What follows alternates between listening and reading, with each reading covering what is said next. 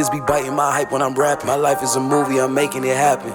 This is groupies is why I don't dap 'em. They hate it, complain, but I'm living in action. Make it look easy, they swear that I'm coasting. Smoking and speeding down miles, I be floating. Breaking the leaf for this how I'm rolling. They ain't believe, but I knew I was chosen. They ain't believe, but I knew I was special. I was thorough like this, why I knew he would bless. Even though I'm kinda hearted, I still keep that fire. Burn me a nigga, so don't try to test me. I stood up in every situation. You wasn't in them situations with us. Opportunity knocking, we don't go and get them. I couldn't let none of us be a victim. I couldn't let us go all like we average. I'm making this money, I'm flipping a package. I'm running it up, burning calories, trapped. I'm eating this salad while counting this cabbage. I read every day, I need M's and I'm serious. She the baddest, she said on period. She said I'm the hardest, she know all my lyrics. Play your music with bitches, they don't wanna hear it. And I know I'm the realest, that nigga like So what's going on, everybody, and welcome back to another episode of the For the Winners podcast. I'm your host, Nate, aka Nate 2 times on all social media, owner of For the Winners, and welcome back to another episode. So before I get started with everything, I have a special announcement, guys. Look, we got a placement, a graphic design placement with the luxury brand Prada, right? Yes, crazy Prada. Clap it up for us, clap it up. Yes, we just got that graphic design placement with them. That's pretty cool. Also, we're working on MCM right now, another luxury brand as well. So clap it up for us. We're really working hard, really doing our thing. So, and just as a side note, if you need any type of graphic design services, feel free to reach out to us and we can work with you. We pretty much can do anything for you on a graphic design and video editing end. So that's like a special announcement there. Now, in this podcast today, I have a LinkedIn strategist on. She's a LinkedIn coach, LinkedIn strategist, and she also does a lot of other things as well. But you all know I always talk about the opportunities that are available on LinkedIn, but not a lot of people really know what to do on LinkedIn and what's actually there. So I decided to bring on a friend of mine who's a LinkedIn coach, LinkedIn strategist, to pretty much drop a lot of gems and help you all step your LinkedIn game up. So I hope you all really enjoyed this episode. Now, you all know I like to pretty much go on and on these intros. So I'm gonna get off and I'm gonna just start the episode. So let's do it. Let's get into the episode. Hope you enjoy it.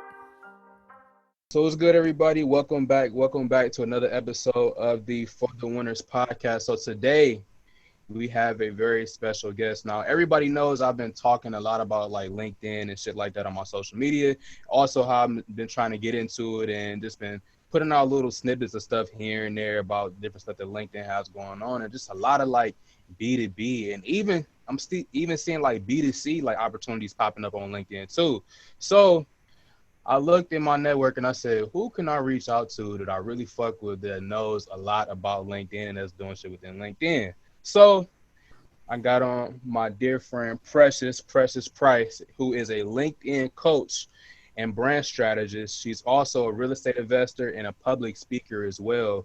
So I have her on the show. We're just going to dig in a lot on LinkedIn and what she's even doing on LinkedIn currently, and pretty much get a lot of that stuff going, and also touch on a couple of other different subjects too. But today we have Precious Price on the show. What's up? Let them know where they can find you and a little bit about yourself. Absolutely. Thanks, Nate, and thanks for bringing me on. I'm excited. It's kind of like a pop for a pop. You got on mine, I got on yours. I was just thinking about that shit too. Yeah. So, hi everyone. My name is Precious Price. As stated, I am a LinkedIn coach and brand strategist. I pretty much help people, professionals as well as small business owners, to better and further communicate the value of whatever their offering is or their brand to their audience. Now, the avenue that I typically do this through for my clients is via LinkedIn, as mentioned by Nate. So that is where I play with it, at least within the online service space. I also am a real estate investor, I guess you could say that.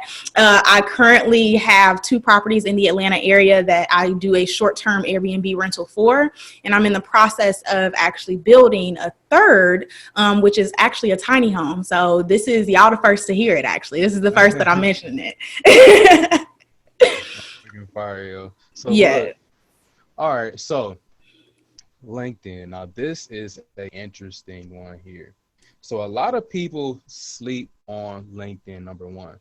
Like LinkedIn kind of has like this like image of it being like a recruiting platform, or like something like people just to find jobs on. Like, but a lot of people aren't really like hip to the business opportunities within LinkedIn, right? So I honestly feel like since people just are completely sleeping on LinkedIn, like we kind of got to like go from the ground up as far as even how to like your tips on how to actually build out your profile, and then going into like how to brand yourself on LinkedIn, and how to actually start selling through LinkedIn. Because I want to get into some other stuff of how people are like selling through LinkedIn right now, which I feel like doesn't work. It's like, well, I'm gonna just wait. Let's tackle it one at a time. So like, number one, right? When you first make your LinkedIn profile, like, what do you need? Like, pretty much break down the steps of developing your LinkedIn profile before you start going into like strategy and all of that other different type of stuff. So like, go ahead. Absolutely. So before you even get started on, hey, like you're in your mind, you're like, okay, hey, it's time for me to clean up my LinkedIn. Like I'm trying to find some opportunity. I need a new job. I'm trying to get some new clients. I just want to be on LinkedIn now because they got LinkedIn Live. Whatever your reason may be, before you do any of that shit, you need to understand how you want to be portrayed or perceived online. Because LinkedIn is that holistic place where people are going to see your education, your work history, what organizations are you affiliated, what do you like all of these things, right? They see a holistic view of you. So you need to understand how you actually want to be perceived by other people. Now, typically when people are making their LinkedIn, all they say is, well, you know what? This is where I work. So that's all they put on their LinkedIn is where you currently work. Like, well, I work at, I don't know, some type of consulting firm. And that is the only identity that you're kind of portraying on LinkedIn. And that is the wrong way to do it. When you are creating your profile, just going top to bottom, right? So if you're listening to this right now, I want you to go to your LinkedIn profile and we're just going to go top to bottom. The very first thing that people see is your profile photo, right? You need to make sure that your profile photo is visible to everybody. I don't care if you say that you're a private person. I don't care if you're like, oh, it doesn't matter. Make it visible to everybody because somebody's going to find your face somewhere on the internet. It's 2020. Come on now. Don't try to hide your face anymore. So that's number one. Number two, I always say, which is the most important piece, because this is where your inbound opportunity is going to come from LinkedIn primarily, right? Your headline. Your headline is what you typically see as, for instance, for you, Nate, it would be CEO of For the Winners, right? For me, CEO of the Brown Table, right? Typically people, if you're students put student at, I went to Indiana University, student at Indiana University, and that's all they put is their role or the school that they're going to. And I want to let you know that that's not enough. They give you too much room for you to actually outline not just the role that you have, but what you actually do for people, right? And that's the difference that you need to understand is what your role is a lot different from the value that you bring to people. What you want to put on display and broadcast is the value that you bring to people. People can give a damn about your roles. It's just names. It's just semantics. That's all it is. So when you're looking at your headline, include things that are more than just your company or your school. If you look at my headline, I have a career, I have multiple businesses, and then I also have a podcast as well. And all of that information is listed in my headline. Does it confuse people? No, because I understand the brand or how I want to be perceived online by other people. That's why I said that's what you need to get first. So like, okay, so that portion right there. Now, if you're speaking for a person who's an entrepreneur, right? Mm-hmm. And okay, they put what they own. Now, after they put what they own in there, what else are they putting in there outside of what they own if they're entrepreneur? Absolutely. Like phrases in any type of, let's say that you have a specific certificate, or let's say that you're trained in something specifically, or for instance, for you, Nate, you're really good at social media training and marketing. That's what I perceive you to be, right? You would then put in your headline, CEO of For the Winners, and then maybe a pipe, a dash, bullet, whatever it is, separated, and then social media trainer, social media marketer. You get what I'm saying? So that those types of like keywords are then pulled for your profile. You don't just want to like, sometimes people don't know what For the Winners is, but they know that they want some social media help and social media training. And that's how you're then being found or being able to be seen for those types of opportunities. Right. Okay. Now with the LinkedIn stuff, having this right here does it work the same as like how Instagram, right? It's like a keyword search SEO type of ordeal going on, where like absolutely you have that in there, you type it in and you will pop up just because you have that in your thing.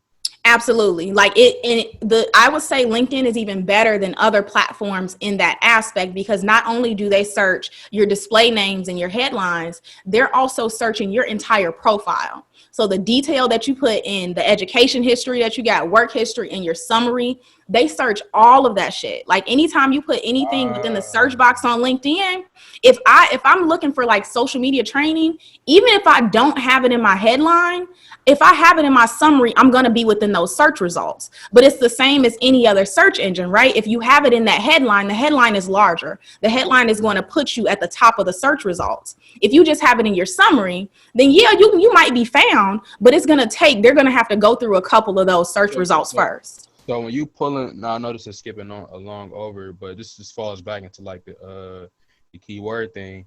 Now, is LinkedIn pulling your keywords from your skills and endorsements, your about, like literally they're everything. Everything. Now that's major, because normally like on Twitter, Instagram, they're only pulling from your bio. Exactly. So it's multiple places where LinkedIn is pulling from, which makes you more. It's so much opportunity, right? So when you have an actual complete profile, even if you're not even sure where you want to go, right?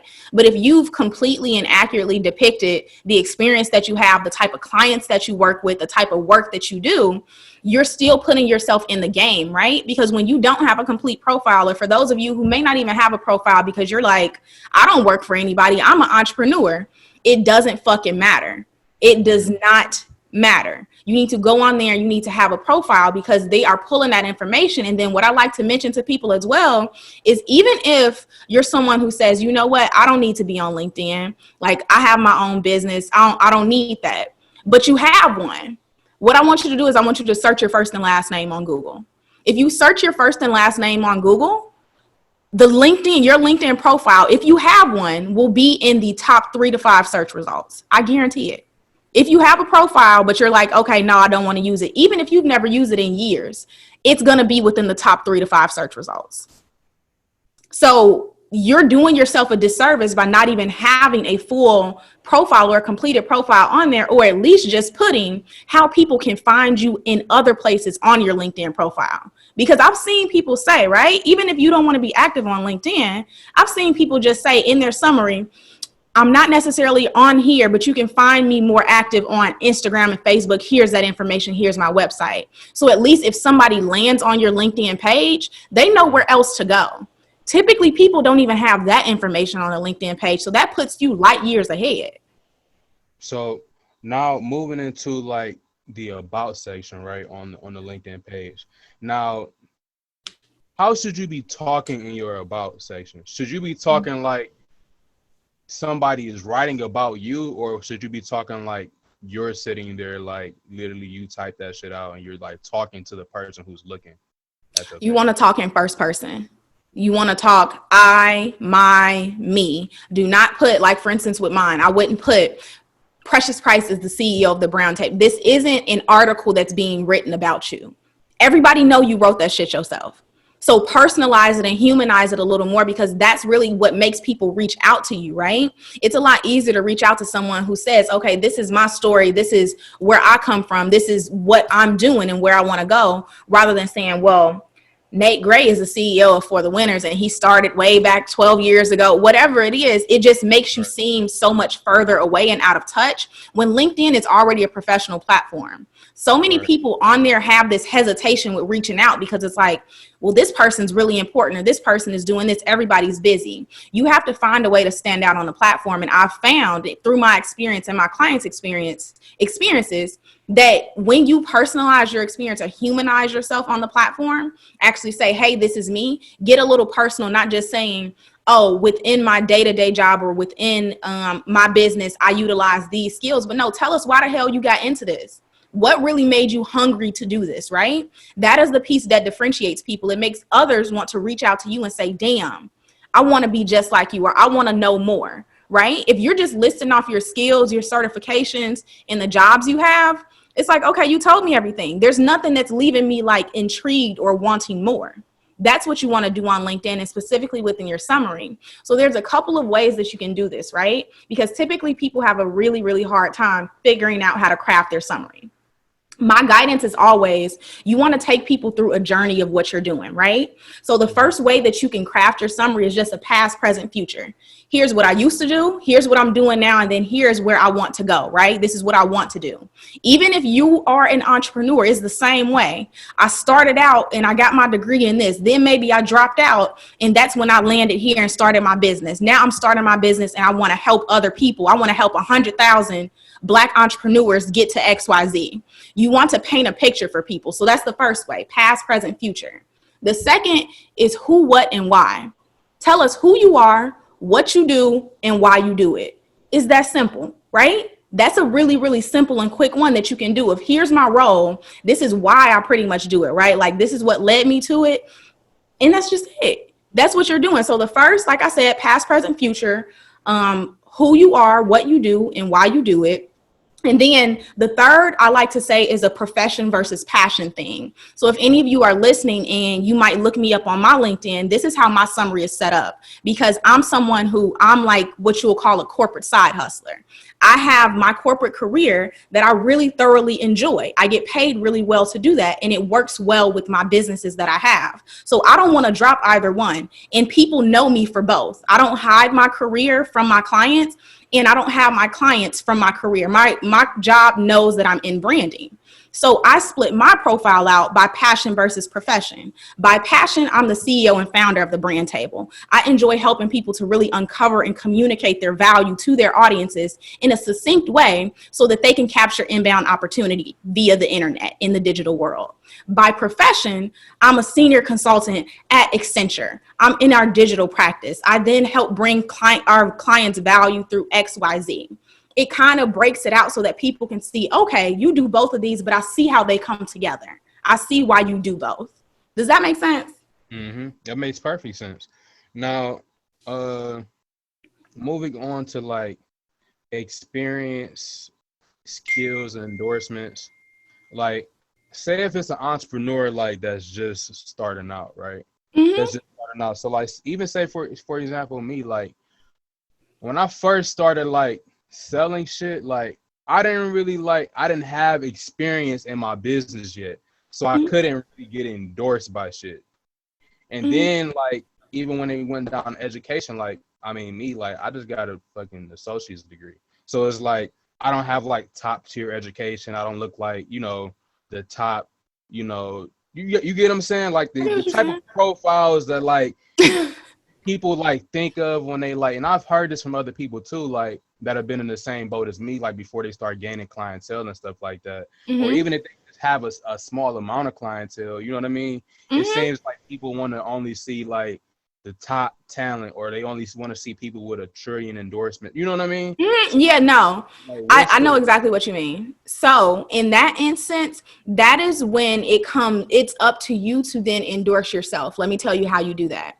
Endorsing yourself looks like there's a featured section that you could have on LinkedIn now. It's a fairly new feature. It's a fairly new feature, but it's called the featured section. It's right underneath your summary profile. So you hop from summary to experience. It's actually summary, featured, and then experience now. Featured is pretty much where you can put different links to your website. You can put links to articles that have been written about you. You can put links to your previous work. So especially if you're someone, let's say you do graphic design, even if you don't have any clients yet, you haven't had any clients yet, for me to think that you're saying you want to do graphic design, you've at least had to design something. Right. Put that on there. You want to begin vouching for yourself, right? Because a really big piece of LinkedIn is that credibility. But when you can't get that from other people through those endorsements and those recommendations, that's when you have that featured section where you're literally just listing out, okay, this is the work that I'm doing in this area. So that you don't want it to just seem like you jumped in an industry and it completely came out of nowhere. Right, right. So would you say leave those portions out, experience and skills and endorsements, or still just leave them there? No, because again, right? Like if you are someone who you're saying, okay, I'm an entrepreneur, I just started within this space, I don't necessarily have any clients yet, you still, number one, if you're doing work and you don't have an LLC or a company for yourself, that's what you need to get. You need to have your own entity. You can set up a profile for your company on LinkedIn. So then it looks official and the logo pops up next to it in your experience section and all of that. So then it looks like, okay, you actually have a company and you work for somebody, you have experience, because it doesn't just have to be, okay, well, I didn't work for anybody in this field, but I worked for myself. If you worked for yourself, go on LinkedIn and create a business page for the business that you have, and then add it to your personal profile. And that's how you show the experience that you have within your own avenue. Now, okay, now let's move into an area. Now, you answered that perfectly too, by the way. So like, I want to move into an area of, now you're trying to get clients on LinkedIn. Now, when I started adding people on LinkedIn, right? So number one, let's just get this out of the way. Start adding people on LinkedIn. Are you just searching for your people that you would want to connect with and just adding? Like, is that a good strategy or no? No. So here's a strategy you want to take with adding people on LinkedIn. You want people. So number one, I know everybody gets LinkedIn requests, right? Because there's a lot of spam out there on LinkedIn where they just want to send you a message and say, hey, can you buy my product? Don't just approve everybody on LinkedIn, number one. Do not do that, because you are going to end up not enjoying the platform. You're going to think that it's boring. You're going to think that it's really spammy. Don't do that. You want to be really strategic with who you approve. So when we're looking at, okay, who to approve, I like when people include a note. Tell me why the hell you reaching out to me, what you want. Let me know, because if we have one connection in common and you all the way out in, I don't know, Washington, I'm wondering what is it that you want from me, right?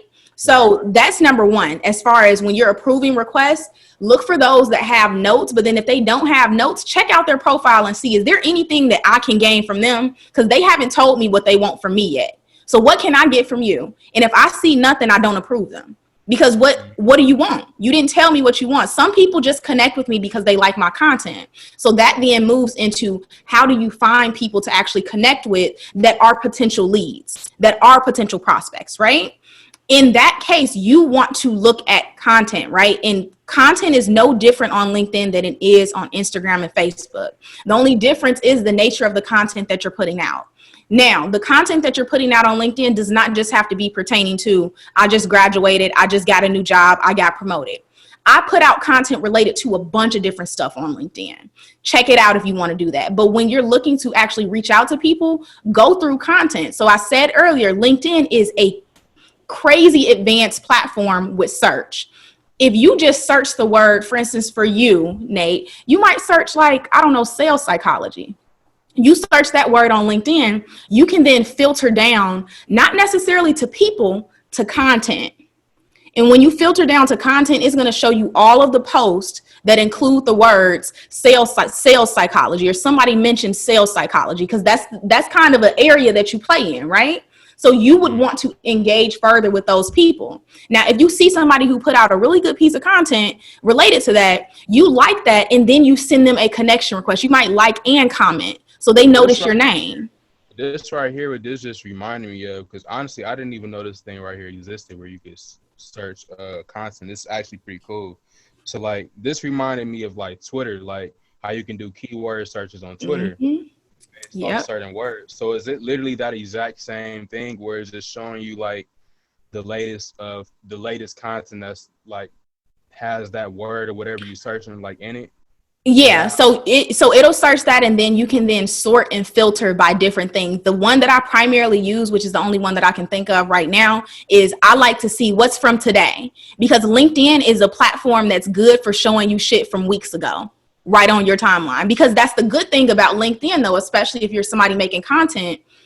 If you have a really good post, that shit could ride out for literally a month at least. From me being on there, I was seeing content from a long ass time ago, and I didn't even realize that it was from a long ass time ago. And exactly. And stuff like that too. And I didn't even realize it was from so long ago.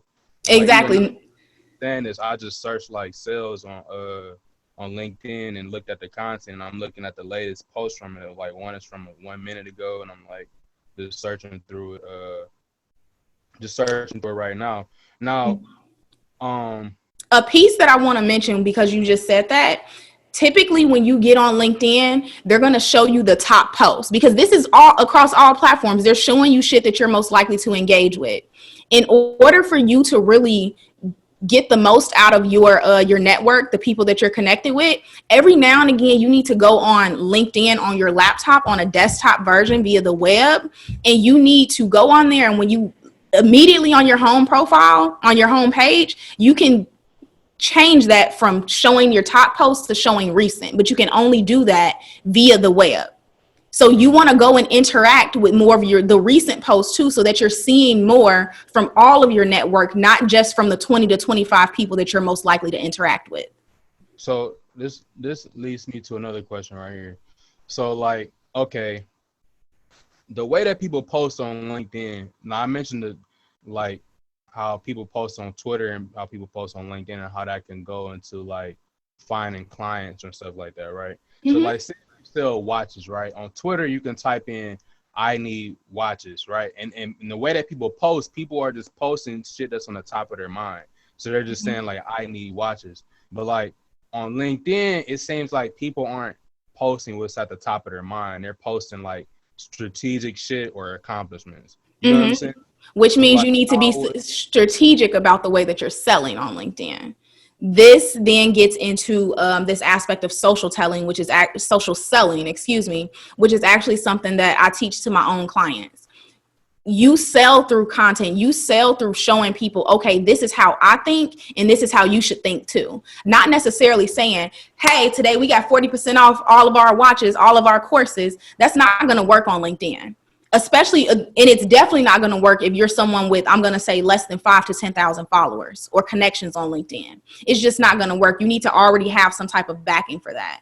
So on LinkedIn, people are strategically looking. You know that these are people that at least are looking to learn something, right? Or they're looking to get into a particular field or learn more about a particular industry. So if you're someone, let's say, I don't know, since we said watches, right? You're in this like watches industry. At that point, if you're selling watches, you don't need to be on LinkedIn saying, hey, today we got 40% off watches. No, you might be on LinkedIn and you take a picture of your wrist. You're on your way to a meeting and it's like, oh, look at the time. And then you write some caption related to how you on your way to a business meeting and you're excited for it. And that's what you upload to LinkedIn. And then at the bottom of your post, you then include, this watch is on my website. Click the link in the comments because that's an important piece too. You never want to link to outside websites on LinkedIn in the post. Do it in the first comment because that messes with the algorithm. They don't want you to take people from off of their platform. So, okay. So put any links that you want to put on your post inside of your comments. Because in your first comment, just like how people do on Instagram with the hashtags, they stopped doing them. That leads to another thing too with even the hashtags, because we all, I mean, it's kind of like common knowledge, you know, hashtags help you get more engagement. Blah, blah, blah. Now, when it goes into using hashtags on LinkedIn, are you putting hashtags in your comments or are you putting hashtags on a post? And also, like, can you just go all out with like you can use like 30 hashtags on Instagram and it's completely fine. So, like, exactly. Because you know, it's like, not the same. It's like on Facebook, not to cut you off, like on Facebook, you really not supposed to use like more than 4 or 3 or 4 Facebook. So like, is that the same? Or and when it comes to Twitter, like none. Really. It's similar like that. And I would say even when you're looking at the way that like the timeline and the algorithms work, I would say that LinkedIn is more similar to Facebook than it is to Instagram because Facebook and LinkedIn are more so text-based platforms, whereas Instagram is more of like, okay, you're uploading images. Twitter is like quick tweets. LinkedIn and Facebook are more for those long form posts that you have, right? Because you typically see people doing story times on Facebook and you'll see the same on LinkedIn of people, they'll have a whole paragraph of shit. The only difference is on LinkedIn, what's the rave now is people split out their sentences one by one. That's the only difference. So with the hashtags, are you putting them in the caption or in the comments? You're putting them in the caption. In the caption. You want those in the caption so that they capture them. And then you do not want to do 30, 40 hashtags like you do on Instagram. 3 to 5 hashtags is the optimum for you to actually see some engagement from your hashtags and start trending. Because you can kind of micro trend on LinkedIn too, and they'll notify you. They'll say you're trending in hashtag growth mindset or hashtag personal branding. And you can trend in specific hashtags. And all of the people who are following those hashtags will then see your content, and you'll be at the top. You'll be a top post in those hashtags, which is another piece that's important of reaching out to people and growing your connections or growing your network. A way that you can do that is follow hashtags, because right now what you're seeing on your profile is the stuff that you follow people, right? And you're only seeing their posts, but you can follow a hashtag. And if somebody is consistently using that hashtag, then you are going to see the information from all of those people that are using that hashtag, and you don't even have to be connected with them. Does that make sense? That makes sense. Now, when it goes into the type of hashtags that you're using, now there's a strategy on like TikTok and like Instagram where you can like search like hashtag volume and stuff like that and see like how many people are using the hashtag, which best ones are to use, whatever. Are there any tools and stuff like that for LinkedIn, or it really doesn't matter? You can use a very broad hashtag and it'll. You can. Like, yeah. So there's not necessarily something like that on LinkedIn, but you can use. So I typically like to say you want a couple, like within those 3 to 5 hashtags, you want to have at least 2 of them that are really broad, that are large. Like for instance, hashtag growth mindset is a really broad hashtag. That's not very specific, right? And then when you get into the other 2 to 3 that you have left, get into smaller, more specialized hashtags so that you can get those people who are specifically searching for that.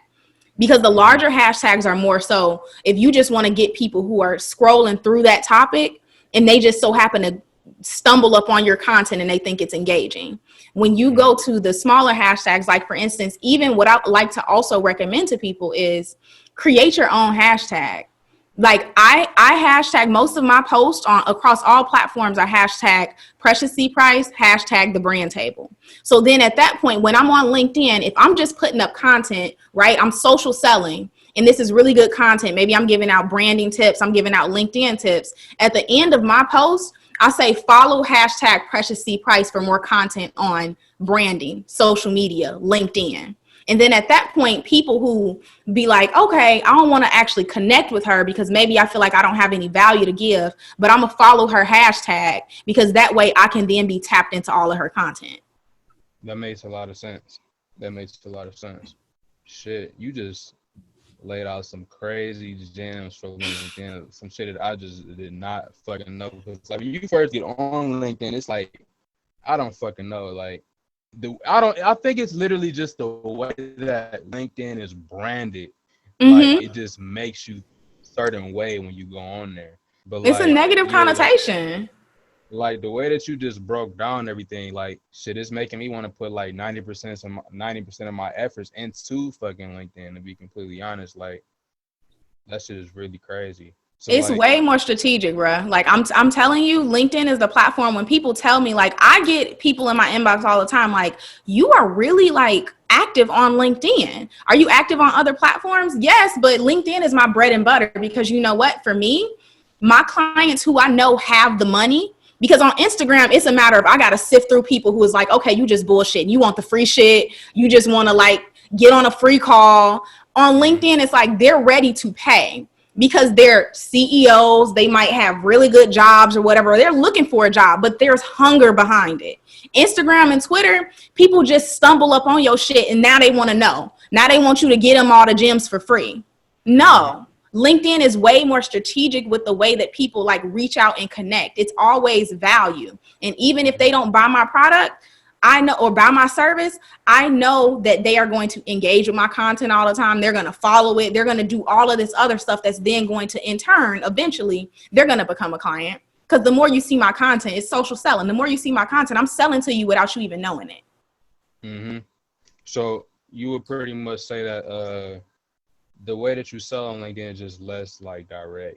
Exactly. It's less direct and it's more relationship building. It's more like, hey, I see that you do this. Can we hop on a quick 15-minute call? I want to see how I can support you. And then that is when you get on the call, that is when you start what you typically think is sales. Yep. Because I'm looking at, like, when I first started getting on LinkedIn, I just started, connecting with people and shit like that. I just started getting a shit ton of like even me looking in my messages right now, like it's just a shit ton of people that's just like pitching me shit like Yeah. as soon as I connect with them, like literally as soon as I connect with them. I don't know if it's like a bot or like what it is. Sometimes, yeah, sometimes it is. What about these groups on here? Like, do you think these groups on here are beneficial or no? Groups are not popping on LinkedIn. Facebook is far better for groups. And I've been in numerous LinkedIn groups. They always just die out or they're not active. Everybody knows that Facebook is kind of that place for groups, right? That's where you can go. You can join 10 different groups and you can learn about stocks. You can learn about all of this other shit. LinkedIn isn't necessarily like that with groups. So a lot of people who teach LinkedIn still host and house their groups on Facebook. So like for your LinkedIn coaching, like what break that entire thing down. Like, is it like a course? Is it like a like a mentorship program thing? Like what's all involved in your LinkedIn coaching and stuff like that? Yeah, of course. So it's an 8-week one-on-one coaching program. Right now it's one-on-one. Eventually we will move into the group format, but right now it's one-on-one. So 8 weeks, and we meet on the off weeks. It's kind of, you learn, and we meet one-on-one, and then you'll implement. You learn and you implement. So what we cover within all of that, first and foremost, is what I said at the very beginning of this call. How do you want to be perceived? How do you want your brand to be portrayed online by other people? That's the first thing that we do. That spans across LinkedIn, Twitter, Instagram, all of that. It's your overall brand that you want to take on. That's the first week of us really figuring out how can you bring together all of this shit, because people typically have multiple passions. They're involved in a number of different things and they feel like they're hiding a piece of who they are, right? Like they're like, okay, I go into the office, but on the weekends, I got a band, I play music, and I feel like I can't really be myself. So that first week is pretty much us figuring out how can we merge or find the synergy between those two things, between your profession and your passion. That second week then goes into a complete revamp of your LinkedIn profile, right? Showing you these different features of what I've talked about. And really, you said that it's crazy. I'm only scratching the surface of the features that LinkedIn has. It's crazy how in-depth you can get with how you can begin to sell yourself and then create inbound opportunity for yourself on LinkedIn. So that's week 2. Then week 3, we actually get into beginning to create content, because content is the big piece on LinkedIn. If you think that you can just sell on LinkedIn and not create content, you are absolutely mistaken, like sadly mistaken, right? And I feel like, Nate, you would know this too. Every single platform, you can't really sell shit without putting out some content. People want to know that you know what you're talking about. That's very true. So that's what I teach them to do, is how do you actually create really good content on LinkedIn? Because it's different from other platforms. This is this aspect of social selling that I was talking about. How do you do that? And then that last week is actually bringing it all together so that I want you to have a brand that is working on your behalf. So at that point, we're implementing all of your systems, like a calendar system. We're creating some type of lead magnet so that you can begin building your email list. Because whether or not you have a business, like I target corporate professionals. Whether or not you have a business, you have a brand, and you need to be building all of these pieces, right?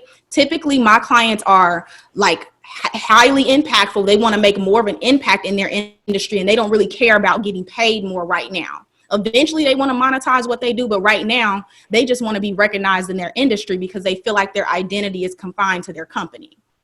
So that is what I'm showing them to do. So through the whole program, that's what we do. We meet one-on-one every other week. And then the week that we're off, you're actually going through the different guides and workbooks that I have to begin putting out content on LinkedIn so you can see for yourself just how good it is. Because my guarantee is, like, if you're not satisfied by the end of the program, you feel like you're not getting any inbound opportunity, getting seen more, I'll keep working with you until you do. Because that's how strongly I feel about marketing yourself and branding yourself on LinkedIn. That's major. That's definitely major, because there's a lot of people selling a lot of bullshit, especially even if you just go on YouTube and just like search some shit. Like, it's a lot of people selling a lot of bullshit, and a lot of it you can see through, and a lot of it sounds interesting, but you exactly we can see through it. We talked about this on the episode I brought you on. We can see through it, but people who are like starting out, like they gypping these people. Straight gypping them, like is a lick. Like, that's fact. So look, y'all literally got it here, man. She just dropped a lot of gems on LinkedIn and taught me a lot of shit too. Like, as she was literally talking, I'm literally sitting here going through it like, wow, like what the fuck? Like, everything she was saying, I was literally like And honestly, like when I put this thing out on YouTube, I might just like I don't know, show myself going through as she talking and literally just filling everything out and doing everything. That shit is really major. So now we covered the LinkedIn, which I feel like was super dope. Now moving into your Airbnb ventures. Yes. So Airbnb, like what's going on with that first and foremost, and like how is I really matter of fact, this is what I want to talk about. Number one, I want you just to break down the whole short-term rental game for people who just don't really know. And then I want you to talk about like how coronavirus and stuff like that is affecting your Airbnb business right now, if it is affecting the Airbnb business, yours specifically. So like, yeah. So first and foremost, break down the short-term rental game like for people. So short-term rental. So typically when people think about having a tenant and leasing something out and renting, you think long-term rentals having a maybe 6-month, 12-month tenant in there for the long game, right? That's a lot less that you have to worry about. You might have to do maintenance and shit, but for the most part, you don't have to clean. They do that themselves. You don't have to furnish it or anything like that. Short-term rentals are pretty much flipping the game on its head to where you have some type of house. I'm just going to say a space, right? It doesn't have to be a house. It could be an apartment, what have you. You have this space where you furnished it for other people to come in and stay a day, a weekend, maybe a week, couple weeks on end. But it's very short term. They are not staying there. They're not under a contract necessarily with you. So there are a number of short-term rental companies that you can go through to list your unit, to list your property. It's not just Airbnb. People typically think that that's the only one just because that's the main one that they hear about. But there's also other short-term platforms as well. And one other one is like VRBO. VRBO is a major competitor of Airbnb, and that's where you can list your property too. And the good thing about it is you can list it on both of them, merge the calendars. And if you don't get anybody on Airbnb for say Friday night, you might get someone on the other platform. So that's pretty much how that works. As far as short-term rental, you also are able to get a higher premium, right? So if you have a long-term tenant, people are only going to pay so much per month for a space, for an apartment, for a house. You can't charge nobody $6,000 for an apartment, right? No matter how nice it is, you can't do that on a consistent basis. What short-term rental and this business allows you to do is pretty much make 6 to 7, likely more dollars per month from the unit that you have without having a long-term tenant in there. So you're charging 1, 2, 3, however that amount is per night for them to then come in. And now you have multiple people. And if you're getting $200, let's say a night, 30 days, you do that math for yourself. That's already like $6,000 that you're making from this. Could be one bedroom apartment, a whole house, whatever it is. So it's really flipping it to where you're actually being able to pay your mortgage and pay yourself from using this short-term rental game and putting other people in your house. So like with you pretty much renting out your homes, through Airbnb now. You actually go through and purchase your homes, right? Now everybody probably can't purchase a home like at this point in time. You know what I'm saying? So like, how is things working out? Like I know some people they like rent from a person and then like sub rent. You know what I'm saying? To another person. So what's your take on that whole thing, that whole ordeal with like sub leasing and stuff like that, or renting, whatever? So the thing with the house, there shouldn't be too many issues for you to do that, especially if you are just renting a house, right? And even with the house that I have, I bought the first property that I have. I bought it, right? It's my house. I own this house. The second property, I'm actually doing a rent to own. So I'm renting right now to see how the neighborhood does, to see how everything does. And then eventually I'm working with the seller on the back end with no lender or whatever to figure out, okay, down the line, once 12 months hit, do I want to actually purchase this house? That's what I'm doing there. And even before this, I was Airbnb in my apartment out in Buckhead. It was a 1-bedroom, 1-bathroom apartment. Now there's different pros and cons to Airbnb in an apartment versus Airbnb in a house versus Airbnb in somewhere that you're renting.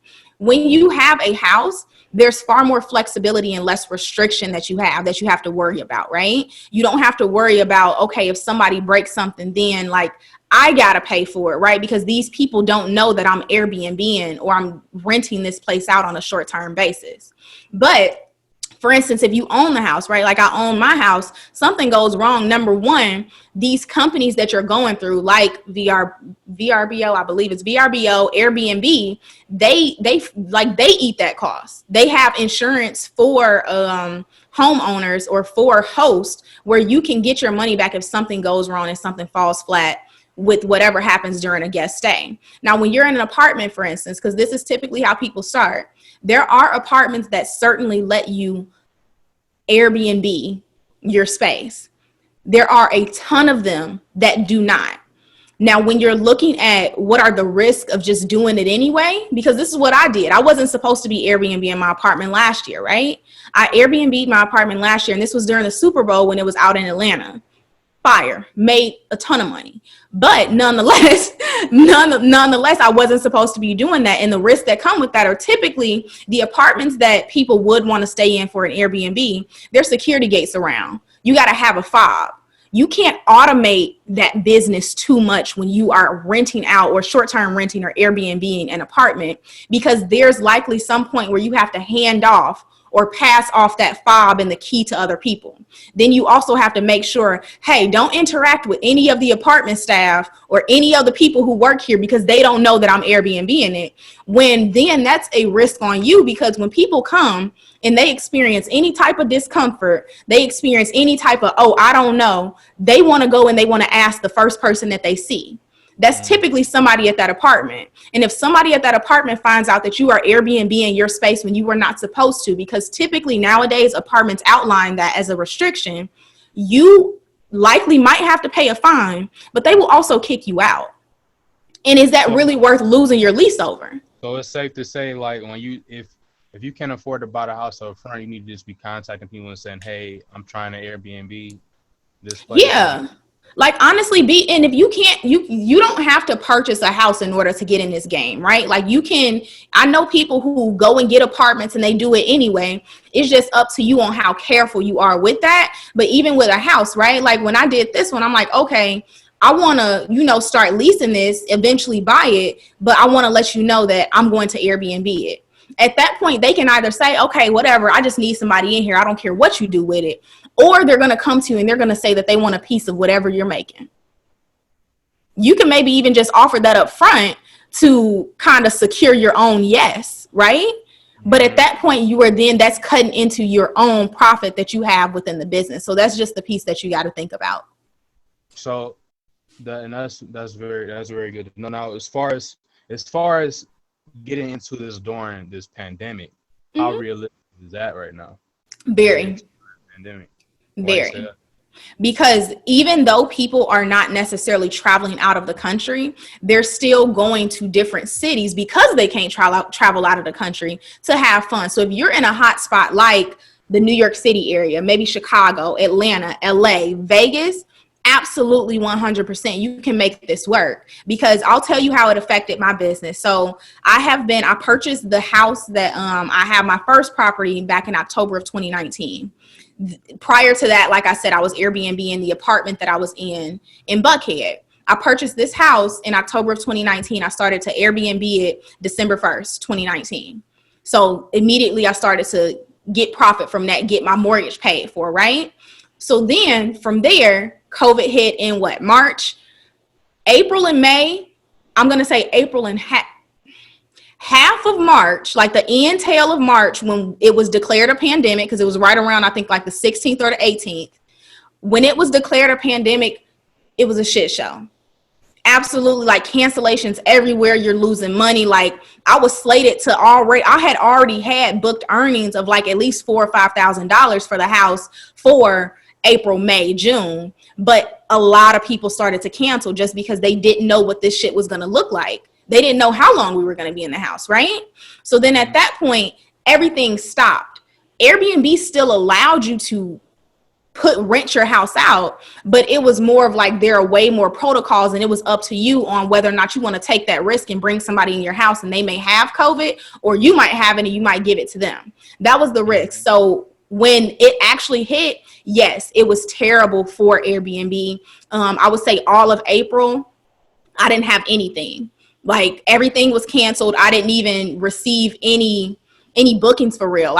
During that time, I probably got maybe, I would say between 6 to 8 requests, but I wasn't even comfortable letting them in because again, we didn't know what the hell this shit was going to look like.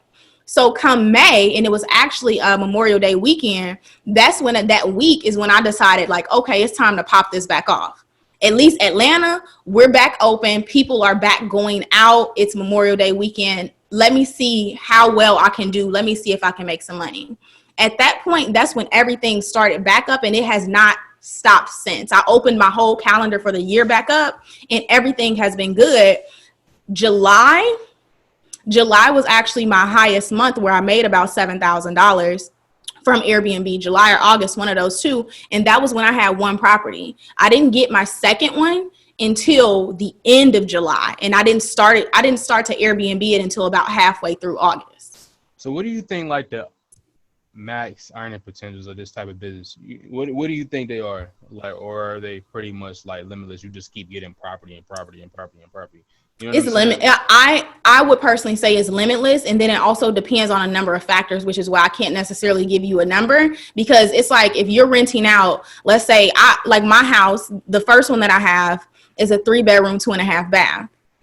This can fit about 10 to 12 people in here. So at that point where you're thinking about, typically when people Airbnb, what do? They split the cost. It's not one person just buying an Airbnb for somebody, right? A whole house, at least. It's not. They're typically splitting that cost. So I think about it in terms of that. I'm like, if you splitting this right now, I do max 8 just because of the virus and everything. If you splitting this 8 ways, I'm going to increase the price.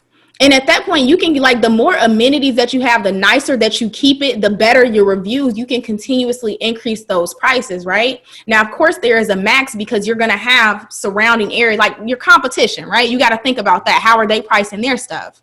Because if you price it too high, you're not going to get any bookings. But you can price it pretty high when you have those amenities, the thoughtful touches, just the communication and the reviews are good for that property. You can continuously increase those prices, and then based on demand, if it's a slow weekend, decrease it. Holiday weekends, mine shoots up like crazy, and then even my rates versus weekdays versus weekends there's a gap in between those too. Now this is another thing I want to touch on. Now, when you normally place in services or products on marketplace websites like these, when you first start off, on some of these marketplaces, it takes a while for you to get your first booking because they like put you at the bottom of the like totem pole. You know what I'm saying? You don't have any views or anything like reviews. You know what I'm saying? Yeah. So like, how is that with not LinkedIn, with fucking Airbnb? It's the exact opposite, actually. So when you're first starting out, they'll actually show your listing to more people and say like, hey, this is a new listing. We're offering 10% off on this listing. And that's on their end, right? It's sometimes not even on your end, where they'll offer that 10% off, and they're showing your listing to more people because they want to keep you on the platform. So I would honestly say some people actually get in and they're like, damn, it's my first month. I'm doing amazing. I'm staying on here forever. And it's like, okay, yeah, you can do that. But after that first month, maybe month and a half, it kind of dwindles down, and you have to stop leaning on Airbnb, if that makes sense. Like, they then take away that aspect of putting your listing at the top, and you have to make sure all of the information within your listing, as far as the amenities. It sounds like they have a system in place to get you looped in, to pretty much get you looped in their ecosystem. You see that with dating apps too, like if you algorithms on dating apps. If you first make a profile on dating apps, and you just look into it, like, even people out there who don't use dating apps, literally just try this for yourself. Like, go on a dating app, make a fucking Tinder or something. Go on that, make a fucking profile, and then you'll start getting hella fucking, like, you really have to look into it. It's really interesting when you just start looking into this shit. And this will help you even out in your business, even if you have like a subscription, something that's based on subscriptions. Like, if you can like make your business to where when you onboard somebody, they'll get their first win like very, very fast, immediately. like you will start making a lot more money off of that person because like, I don't know, like just think about it yourself. Like if you first sign up for something and a day later you win some money or you get a booking or whatever, you're gonna stay on there a lot longer because you have like more hope for like Exactly. more shit to happen. But like, you know, that's what that just reminded me of. And I wasn't really like too certain of is that like how Airbnb and shit like that operated, but that's definitely pretty dope. I mean, shit, like you just dropped a bunch of gems. Do you do anything for like Airbnb, like showing people how to get with Airbnb or anything like that? Because I saw some content on your Instagram where you was like going live, and I was just literally just sitting there like watching it and stuff like that. Well, like, you have anything for Airbnb or no? Yeah, absolutely. So Airbnb is more of like, that's my just side. If somebody asks they want to do it, yeah. So I do provide consults for Airbnb as well, and I have like a quick, it's like a live recording or a recording of a live training that I did, a Q&A on Airbnb, that if you want to just buy that, which answered a lot of those introductory questions that people ask, I have that as well. So you can either buy the training or you can actually buy a consult with me for a half hour or 60 minutes. So where can they find all of your offerings? You can find all of my offerings. If you just want, if you're an Instagram person, you can just go on Instagram. The link is in my bio. It's just preciouscprice.com/quick-links. I believe you can get to that URL from anywhere, and that is where you're able to find pretty much most of the things that I've discussed today. As far as my program, Building Brand Authority, that's the 8-week one-on-one program, as well as the Airbnb consults are on there too. But if you just want the links for yourself, go check out my Instagram. Like Nate already said, I go live pretty often on things related to branding. At times I go live related to things about the Airbnb. I have 2 highlights on there specifically that go through all of the hell that I've been through since getting into Airbnb. So I know we talked about a lot of the good stuff, but it's not all daisies. So if you are interested in more of that, you can check that out. I also did some screenshots of my earnings and all of that. So you'll find that on my profile under the Airbnb money hashtag and highlight. So look, y'all, she just dropped a lot of fucking information. And look, we're going to link everything that she just said, like as far as where to find everything, and down in the description of this podcast or YouTube, YouTube video, whichever way you're watching it. Or like, look, you all can literally just DM me and ask me like, yo, I watched that Precious episode. Where can I find what she was talking about? And I'll literally just point you there. Like, you all know you can DM me, and most of y'all already be doing that shit anyway. So like, so saying that to say, look, she dropped a lot of gems. Precious, thank you so much for coming on this fucking show. Like, you taught me a lot about LinkedIn. Like, that was fucking crazy. And even the Airbnb stuff, because that's something that I've just been curious about too, because I know a couple people that do it, and dropped a lot of gems on that. So thank you for coming on to the show.